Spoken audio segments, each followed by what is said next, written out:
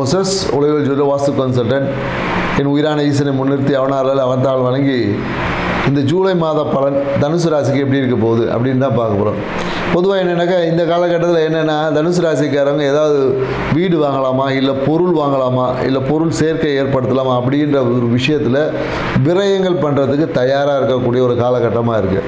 So மேலும் பார்த்திங்கன்னா இந்த தனுசு ராசிக்காரர்களுக்கு வந்து புதிய கடனை வந்து கடன்லேருந்து இன்னொரு புதிய கடன் வாங்குவதற்கான வாய்ப்புகள் வந்து பிரகாசமாக இருக்குது. ஸோ அதனால் என்னென்னாக்கா ஒரு சிறிய கடன் சார்ந்த விஷயத்தில் ஒரு சிறிய அழுத்தம், இல்லை கடன் வாங்குவதில் கொடுப்பதில் ஒரு சிறிய அழுத்தங்கள் வந்து மாறும். மேலும் என்னென்னாக்கா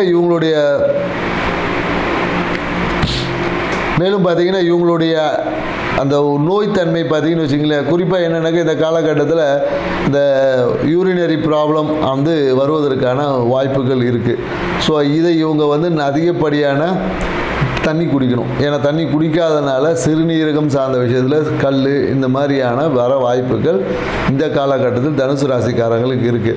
மேலும் என்னென்னாக்கா இந்த நரம்பு சார்ந்த பிரச்சனை, நரம்பு அப்படியே இழுக்கிறது, இந்த மாதிரியான உபாதைகளும் இந்த காலகட்டத்தில் வருவதற்கான வாய்ப்புகள் இருக்குது. ஸோ அதுக்கு என்னென்னாக்கா இந்த வாதம் சார்ந்த விஷயத்தை நீங்கள் சரி பண்ணிக்கணும். ஸோ மேலும் என்னென்னாக்கா இந்த வீட்டில் பார்த்தீங்கன்னா நிறைய இந்த ஃபீஸ் போகிறது, இந்த பழைய பொருட்களை மாற்றுவது, மேலும் இந்த வாகனத்தால் விரயம், வாகனத்தில் இருக்கக்கூடிய அந்த என்ன சொல்றதுன்னா வாகனத்துக்காக இல்லை வாகனம் சார்ந்த விஷயத்துக்காக விரயம் அப்படி என்பது தனுசு ராசிக்காரர்களுக்கு இந்த காலகட்டத்தில் இருக்கான்னா கண்டிப்பாக இருக்குன்னு தான் சொல்ல முடியும். ஸோ அதை நம்ம இப்போதைக்கு என்ன பண்ணுறதுன்னா அதை சுப செலவாக மாற்றிக்கொள்ள வேண்டும். ஏன்னா இன்றைக்கி நீங்கள் வந்து ஒரு விஷயத்தை பண்ணலைன்னா அது அடுத்த வாட்டி பெரிய செலவாக மாறக்கூடிய வாய்ப்புகள் இருக்குது. மேலும் என்னென்னாக்கா இந்த வேலை சார்ந்த விஷயத்தில் கொஞ்சம் ஒரு தாமத போக்கு, இல்லை வேலை சார்ந்த விஷயத்தில் ஒரு அழுத்தம் வந்து கண்டிப்பாக இருக்கும். மேலும் இவங்களோட பேசுகிறதுல வந்து கொஞ்சம் கவனமாக இருக்கணும். யாருக்கிட்டேயும் வந்து இந்த பிரம்மாண்டமான கமிட்மெண்ட்டை கொடுக்கறது, நான் அதை வாங்க போகிறேன் இதை வாங்க போகிறேன் அப்படின்னு நீங்கள் சொன்னீங்கன்னா கண்டிப்பாக அந்த விஷயத்தில் உங்களால் செயல்படுத்த முடியாமல் போகும். அதுவே உங்களுக்கு ஒரு அழுத்தமாக இருக்கும். இதை எல்லாம் இருந்தால் கூட உங்களோட ராசி அதிபதியான குரு பகவான் உங்களோட பார்வை இருக்கிறனால எதையும் எதிர்கொண்டு வெற்றி அடையக்கூடிய தன்மை இந்த காலகட்டத்தில் இருக்குது. மேலும் என்னென்னாக்கா நிறைய பார்த்தீங்கன்னா தனுசு ராசிக்காரங்க இந்த காலகட்டத்தில் சிவன் கோயில் வழிபாடு வந்து செய்வாங்க. அப்படி இல்லைனாலும் நீங்கள் சிவன் வழிபாடு செய்வது உங்கள் வாழ்வில் ஏற்றத்தை கொடுக்கும் சொல்லலாம். அதே போல் என்னென்னாக்கா வீட்டில் வந்து புதிய அந்த காவல் தெய்வம் ஃபோட்டோ வைக்கிறது, வாசல் வந்து காவல் தெய்வத்தை அந்த தன்மைகளை மாற்றுவது, இந்த மாதிரியான நிகழ்வுகள் இந்த காலகட்டத்தில் தனுசு ராசிக்காரங்களுக்கு நடக்கும். அப்படி இல்லைனாலும் நீங்கள் ஒரு காவலுக்கு வந்து உங்கள் வீட்டு வாசலில் ஒரு காவலுக்கு வைக்கணும். ஏன்னா இந்த காலகட்டத்தில் குருவோட பார்வை இருப்பதனாலும் மற்றவங்களுடைய பார்வையால் இந்த கந்திருஷ்டி சார்ந்த விஷயங்கள் ஏற்படுவதற்கான வாய்ப்புகள் இருக்குது. ஸோ அதனால் முறையான உங்கள் குலதெய்வ வழிபாடு, இஷ்ட தெய்வ வழிபாடு நீங்கள் செஞ்சுக்கிங்க. மேலும் என்னென்னாக்கா உங்கள் பூர்வீகம் போயிட்டு வர்றதுக்கான வாய்ப்புகள் இருக்குது. பூர்வீக வாய்ப்பு கிடைத்தால் பூர்வீகத்தில் போன குலதெய்வ வழிபாடு இந்த காலகட்டத்தில் செய்வீங்க. அதுவும் குறிப்பாக என்னென்னாக்கா மலை உச்சியில் இருக்கக்கூடிய சிவன் வழிபாடு, இல்லை சிவன் கோயில் வழிபாடு, சிவன் கோயில் இருக்கக்கூடிய விநாயகருக்கு நீங்கள் வந்து அருகம்புல் மாலையை போட்டுட்டு வர்றது உங்கள் வாழ்வில் ஏற்றத்தை கொடுக்கும் சொல்ல முடியும். தனுசு ராசியில் பார்த்தீங்கன்னா குறிப்பாக என்னென்னாக்கா இந்த மூல நட்சத்திரக்காரங்களுக்கு இந்த காலகட்டம் வந்து ஒரு வாழ்க்கையில் மிகப்பெரிய ஒரு ஏற்றத்தை கொடுக்கக்கூடியதாக இருக்கும். சூப்பரான காலகட்டம். இந்த வாழ்க்கையில் பார்த்தீங்கன்னா அவங்க நினைத்த அந்த பாக்கியங்கள் எல்லாமே அனுபவிக்கக்கூடிய காலகட்டமாக இருக்கும். ஆனால் என்னென்னாக்கா எல்லாத்துக்கும் ஒரு சின்ன சின்ன விரக்தி வரும். விரக்திக்கு அப்புறம் ஒரு நல்ல மகிழ்ச்சி இருக்கும். இந்த விரக்தியை போக்கணும்னா நீங்கள் என்ன பண்ணலான்னா உங்களோட இஷ்ட தெய்வ வழிபாடை நீங்கள் சிறப்பாக்கணும்.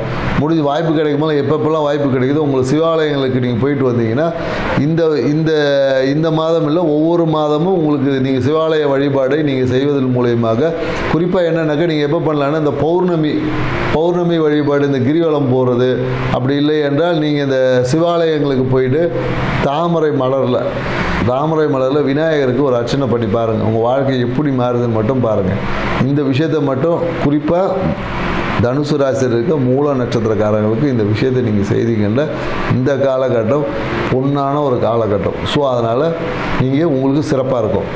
அதே போல் என்னன்னா இந்த பூராட நட்சத்திரக்காரங்க பார்த்தீங்கன்னு வச்சுக்கோங்க, தனுசு ராசிக்கு பூராட நட்சத்திரக்காரங்களுக்கு இந்த காலகட்டத்தில் பார்த்தீங்கன்னா ஒரு சின்ன சின்ன தடைகள் இருந்துகிட்டே இருக்கும். ஏன்னா ஒரு ப்ரொமோஷன், வேலை சார்ந்த விஷயத்தில் ப்ரொமோஷன் கிடைக்கிற மாதிரி இருக்கும். அது பார்த்தீங்கன்னா திடீர்னு அவங்களோட உயர் அதிகாரி ஒரு பெண்ணாக இருந்தாலும் வச்சுங்களேன், இப்போ வேணாம் அப்புறமா போடலாம் அப்படின்ற ஒரு சின்ன தடைகள் வர்றதுக்கான வாய்ப்புகள் இருக்குது. மேலும் என்னென்னாக்கா இப்போ கணவனான ஒரு மனைவி பேரில் ஒரு கடன் வாங்குவதற்கான வாய்ப்புகள் இருக்குது. இல்லை மனைவிக்காக கடன் வாங்குவதற்கான ஒரு சூழல் ஏற்படும்.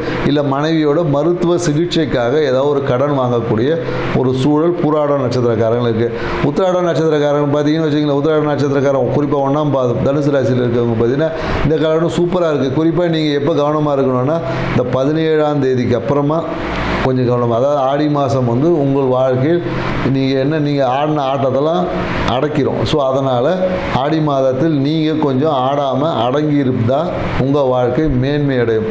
ஸோ அதனால் உத்திராடம் 1ஆம் பாதத்தில் இருக்கக்கூடிய தனுசு ராசிக்காரர்களுக்கு 17ஆம் தேதிக்கு மேல் ஆடி மாதம் தொடங்கியவுடன் நீங்கள் கொஞ்சம் எச்சரிக்கையாக இருக்கணும். குறிப்பாக என்னென்னாக்கா இந்த அரசு சார்ந்த தொழிலில் வந்து அரசு சார்ந்த விஷயத்தில் கவர்மெண்ட் ரிலேட்டடான விஷயத்தில் எந்த ஒரு பங்களிப்பும் செய்யக்கூடாது.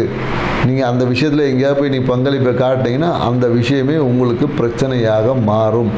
எவனோ ஒரு தப்பு பண்ணியிருப்பா அவங்கள போட்டு கொடுத்துட்டு போயிடுவான். ஸோ அதனால் மிகுந்த எச்சரிக்கையாக இருக்கணும். நீங்கள் பார்த்தீங்கன்னா கூடவே இருந்திருப்பான், உங்களை போட்டு கொடுத்துட்டு போயிடுவான்.